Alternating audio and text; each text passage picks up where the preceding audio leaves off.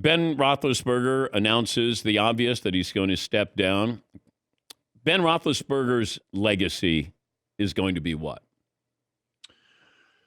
I think he's a Hall of Famer. I think he's a first ballot Hall of Famer. You know what I think about when I think of him, Dan? I think of a couple things. And I know people want to dive into the off the field stuff. I'm not really going to go there. That was a long time ago. We've talked about it quite a bit. For some people, by the way, that is part of his legacy. That is something that they bring up. And look, I see it all the time. I mean, that is something that people will bring up. And I know he has to live with that. I feel like the thing that jumps out to me is just how much he's matured on and off the field during his career. I mean, Dan, when he was first there, and I know you know this because you talk to enough people, but I'm going to say it. He was the last guy to get there and the first guy to leave. That's what I was told. And some of the years I was told that his weight would get up there during the season to 260, 270, 275. And I remember distinctly thinking, there's no way this guy plays more than like 10 years.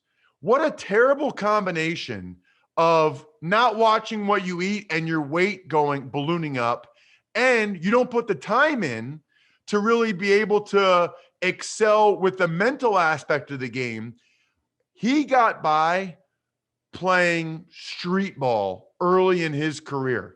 You know, I always said that if I was ever going to play in my backyard or like at recess, Roethlisberger would have been my guy. He had the most uncanny ability to shrug guys off, fend them off. I mean, they invented a new way to tackle quarterbacks because of him.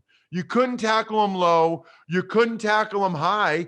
He would still throw the ball. You had to tackle his right wrist. You had to tackle the ball because he was that big, that strong. So to me, his ability to mature with how he lived his life off the field and mature as a football player, lose weight, put the mental aspect of the game, get rid of the ball faster. He really transitioned during his career. Steelers more likely to trade, sign a free agent, or draft their next quarterback? Or stay with what they have? Yeah, I think what they have is, I think they've done a nice job there, actually, of having a baseline of Mason Rudolph and Haskins competing. I don't think anybody has delusions of grandeur for either one of those guys, but it's not a terrible fallback plan, right? I think somewhat curious they might be about what Mason Rudolph could do. I don't know that I envision them drafting one where they're drafting unless they love somebody, which could be possible. Maybe Kenny Pickett falls to them and they love him because he's right there in Pittsburgh. I think trade is probably more likely. That's sort of been the Steeler way. I know their fans are convinced that one of these veteran guys wants to come there. I'm not so sure that's the case. I'm not so sure following Ben in Pittsburgh is as enticing to an Aaron Rodgers or a Russell Wilson as Steelers fans might think it is.